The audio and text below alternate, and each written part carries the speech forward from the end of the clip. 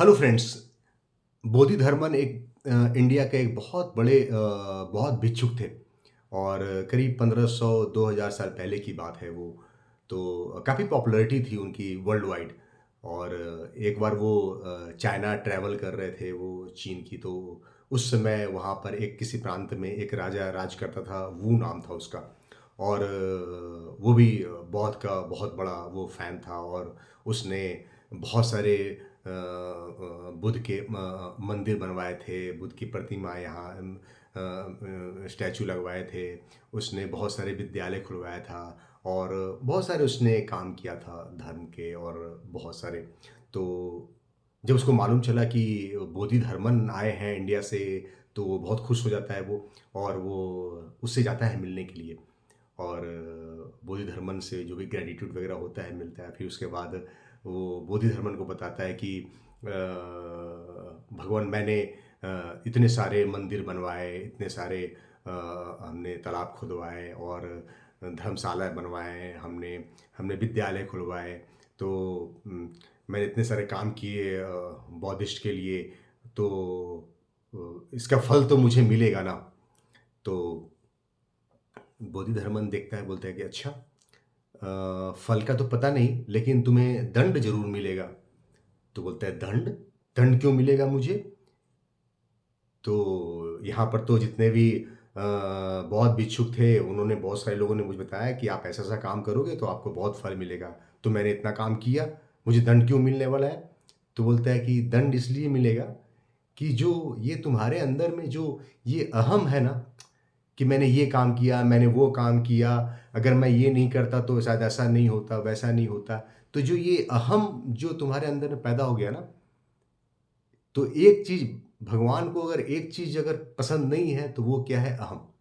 और तुमने इसके वजह से अपने अंदर में ढेरों सारे अहम पैदा कर लिए, और वो अहम ही तुम्हारे दंड का कारण बनेगा। तो वो जो वो होता है, वो बोलता है कि वो बहुत गुस्सा हो जाता है वो, और वो तमतमाता हुआ वो बोलता है, वहाँ से चला जाता है वो। और वो इतना गुस्सा हो जाता है कि अगले दिन वो फरमान निकालता है कि बोधिधर्मन हमारे राज्य में नहीं रहेगा, सैनिकों बाहर निकालो इससे। तो सैनिक जाते हैं फरमान लेकर के, और अगले दिन बोधिधर्मन के पास कि राजा का ऐसा फरमान है, आपको बाहर जाना पड़ेगा। तो बोलता है कि मैं खुद ही जा रहा हूँ, मुझे ऐसे राजा के राज में रहना भी नहीं है, जहाँ पे राजा को इतनी अकड़ है कि मैंने ये किया, वो किया, मैं जा रहा हूँ। और वो चला गया, दूसरे प्रांत में चला गया।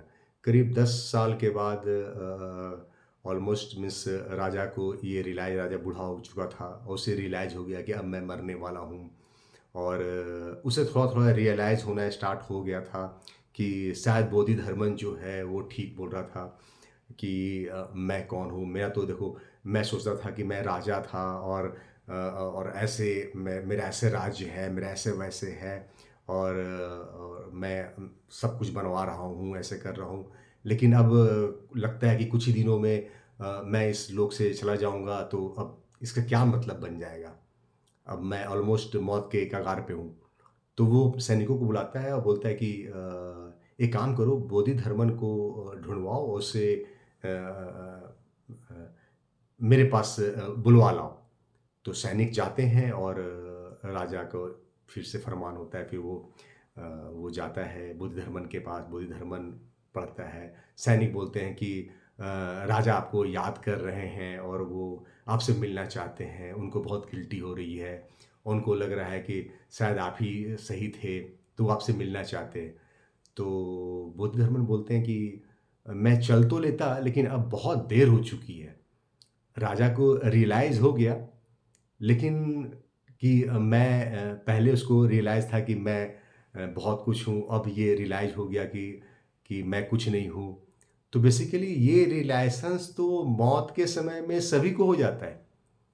जब भी डेथ आती है किसी, सबको रियलाइज़ हो जाता है कि मैं कुछ नहीं हूँ, मेरी सेवा समाप्त होने वाली है, मैं ख़त्म होने वाला हूँ। तो उसको रियलाइज़ हो गया, तो कि ऐसा कोई बहुत बड़ी बात नहीं होगी। बात तो तब होती, क्रांति तो तब आता, जब वो उसी दिन, जिस दिन हमारी और उसकी मुलाकात हुई थी, उस दिन उसे समझ में आ जाता है कि वो बेसिकली वो कुछ नहीं है। और वो जो ऐसा सोच रहा था कि मैंने ये बनवाया, वो बनवाया, एक्चुअली में वो सैटिस्फैक्शन अपने ईगो को सैटिस्फाई करने के लिए उसने किया था। कोई सेवा भाव नहीं थी उसकी। दोस्तों, ये कहानी हमें क्या मोरल देती है? हमें ये मोरल देती है कि हम में से भी बहुत लोग ऐसे होंगे जो हम कोई काम करते हैं और सोचते हैं कि हम जो हैं मतलब कोई अच्छा काम कर रहे हैं, परोपकार का काम कर रहे हैं, दान का काम कर रहे हैं, दूसरे के भले के लिए काम कर रहे हैं। लेकिन साथ में एक अंदर से एक एक ईगो भी होता है, और ईगो होता है कि मैं देखो मैं ये काम कर रहा हूँ, मैं वो काम कर रहा हूँ, लोग दिखा रहे हैं अपने आप को या प्रेज़ेंट कर रहे हैं इस तरह से कि देखो मैंने कितना काम किया है। लेकिन इन सब के पीछे जो है ना, वो अपना एक ईगो का जो है ना, वो सैटिस्फाई करता रहता है वो। और एक चीज़ जो परमात्मा को बिल्कुल पसंद नहीं है, वो है घमंड, दिखावा।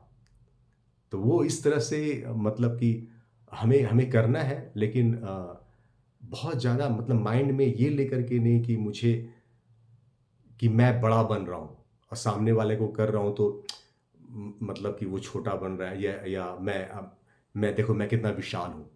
ये ना कर कर के एक अंदर से अगर हम सबके अंदर में एक वो सेवा भावना वाली बात अगर आ जाए, तो हो सकता है कि हम 2 कदम परमात्मा से मिलन की तरफ हम बढ़ सकते हैं। आशा करते हैं आपको ये कहानी पसंद आई होगी। धन्य